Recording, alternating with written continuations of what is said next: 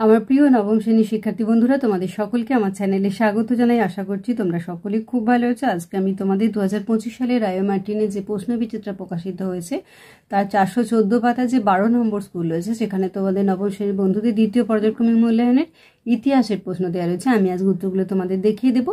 ইতিমধ্যেই যারা চ্যানেলটিকে সাবস্ক্রাইব করে নিয়েছো তাদের সকলকে অসংখ্য ধন্যবাদ জানাই। আর যারা নতুন দেখছো তারাও চ্যানেলটিকে সাবস্ক্রাইব করে সাথে থেকো। চলো তাহলে শুরু করছি। বিভাগ কয়তে একের দাগে সঠিক উত্তরটি নির্বাচন করো। কার্লসবার্গ ডিগ্রি ঘোষিত হয়েছিল অস্ট্রিয়ায়। কোন বছর ফ্রাঙ্কফুর্টের চুক্তি স্বাক্ষরিত হয়? 1871 খ্রিস্টাব্দে। ইউরোপের রুগ্ন মানুষ বলা হতো তুরস্ককে। কোন দেশে লুডাইট দাঙ্গা হয়েছিল? ইংল্যান্ডে। A new view of society গ্রন্থটির লেখক রবার্ট আওয়েন। তিয়েনসেন সন্ধি স্বাক্ষরিত হয়েছিল 1858 খ্রিস্টাব্দে। আধুনিক রাশিয়ার জনক ছিলেন পিটার দ্য গ্রেট। সেরাজেভো রাজধানী ছিল বসনিয়ায়। বিভাগ ক্ষয়তে দেখো, 2 এর দাগে নিম্নলিখিত প্রশ্নগুলির উত্তর দাও। এক কথায় উত্তর দাও। ইয়ং ইতালি কে প্রতিষ্ঠা করেন? জোসেফ ম্যাথসিনি। কোন গ্রন্থটিকে সমাজতন্ত্রবাদীর বাইবেল বলা হয়? কমিউনিস্ট ম্যানিফেস্টোকে। প্রাবোধা কি? বলশেভিক দলের মুখপত্রের নাম হলো প্রাবোধা। বিয়েটা সত্য বা মিথ্যা নির্ণয় করো। জার্মানির ঐক্যের প্রথম ধাপ ছিল জোলভেরাইন প্রতিষ্ঠা। এটা হবে সত্য। ইউটোপিয়া গ্রন্থের লেখক ছিলেন টমাস মোর। সত্য। নানকিং এর সন্ধির দ্বারা চীন 11টি বন্দর বিদেশিদের জন্য খুলে দিতে বাধ্য হয়। মিথ্যা।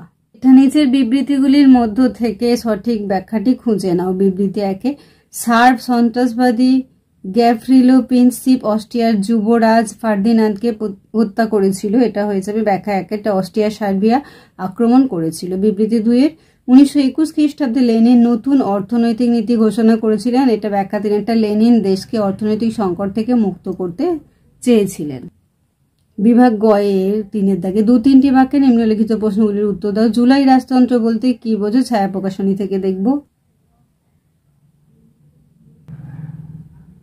হেটাইরিয়া ফিলিকে কি?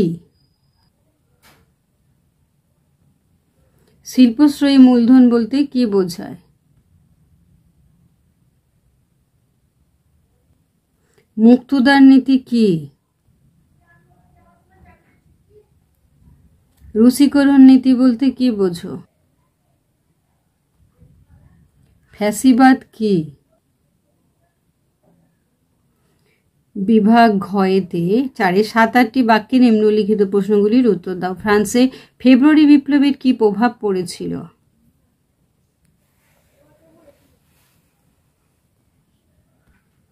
সাম্রাজ্যবাদী শক্তির সংঘাত কিভাবে প্রথম বিশ্বযুদ্ধের সূচনা করে?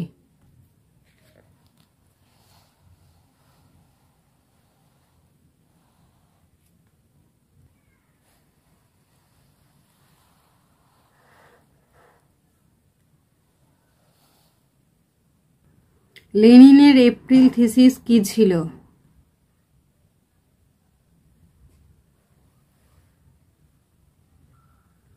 বিভাগ ঘয়েতে 5 এর 15-16টি বাক্যে নিম্নলিখিত প্রশ্নের উত্তর দাও। ভিয়েনা সম্মেলন সম্পর্কে আলোচনা করো।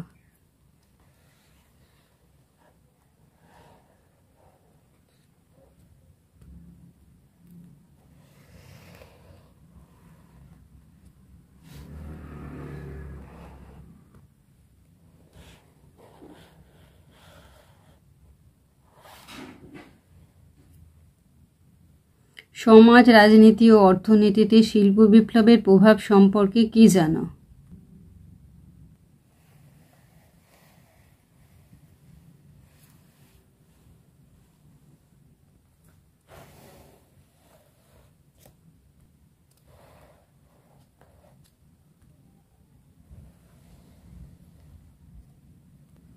অর্থনৈতিক মহামন্দা বলতে কি বোঝো? 1929-এর আর্থিক মহামন্দার কারণগুলি কি ছিল?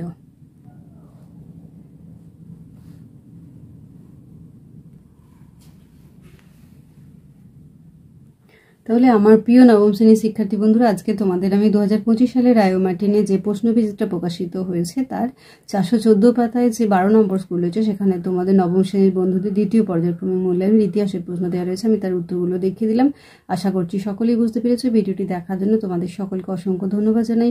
ভালো লাগলে লাইক করো, কমেন্ট করো, বন্ধুদের মধ্যে শেয়ার করো। আর আগামী দিনে নতুন নতুন ক্লাসগুলো পাওয়ার জন্য অবশ্যই চ্যানেলটিকে সাবস্ক্রাইব করে সাথে থেকো। তোমরা সকলে খুব ভালো থেকো।